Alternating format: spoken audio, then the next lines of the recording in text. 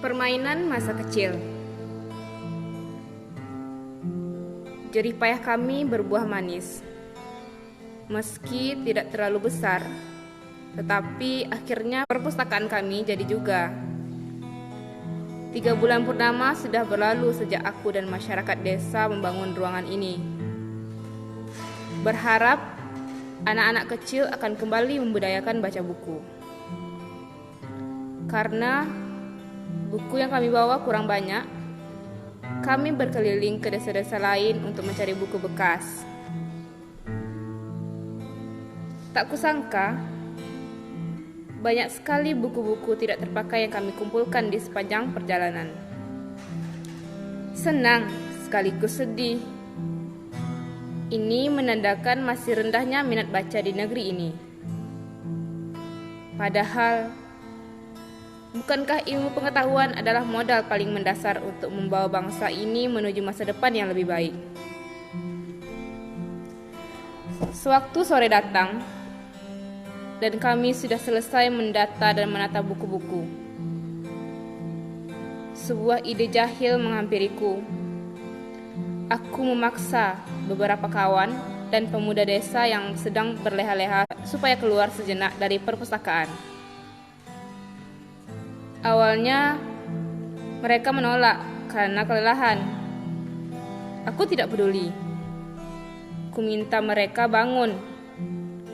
Mereka kebingungan saat ku ajak ke lapangan yang terletak tidak begitu jauh dari perpustakaan. Apa yang akan kami lakukan sore ini? Kami akan bermain galah asin. Raut kesal di wajah mereka berubah menjadi senyum lebar.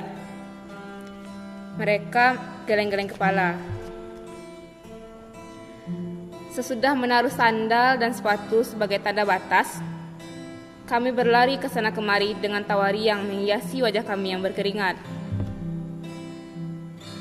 Kawanan nyamuk berputar di atas kepala seiring bau badan kami yang sudah tidak mampu lagi terdefinisi.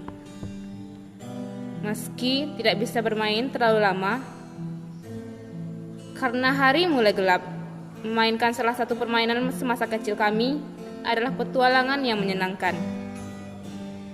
Kami ingin anak-anak kecil mulai membaca buku. Kurasa cukup adil jika kami memosisikan diri sebagai anak kecil yang mampu tertawa riang menghadapi perlombaan.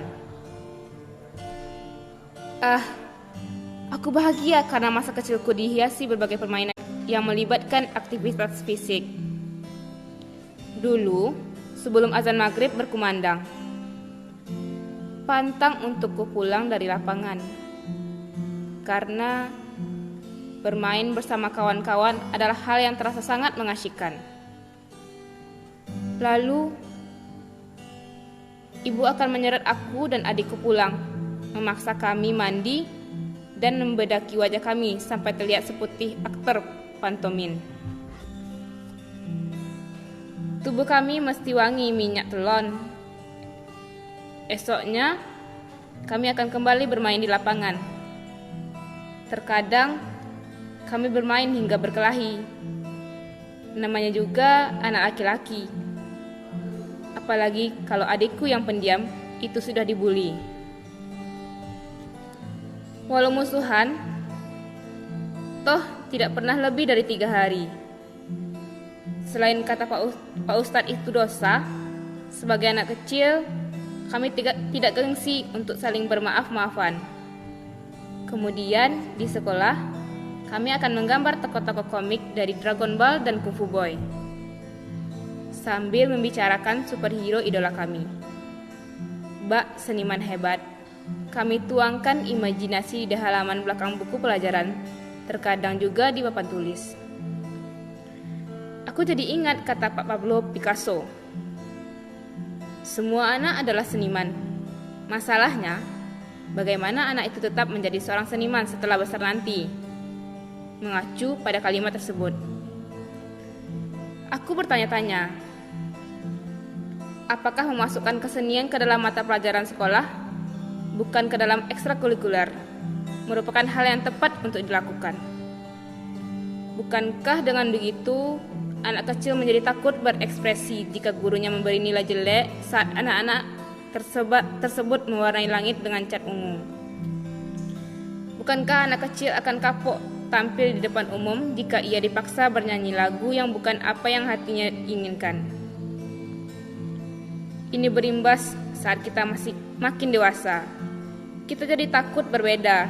Kita lebih memilih untuk mengikuti alur, menjadi seragam, asal tidak mendapatkan nilai merah di rapor.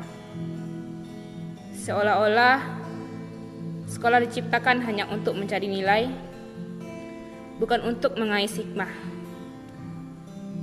Kubawa lamunanku pergi kembali pada perpustakaan. Lucu, kita membentuk pola pikir anak kecil agar tumbuh menjadi seperti kita. Padahal diam-diam kita rindu menjadi anak kecil lagi.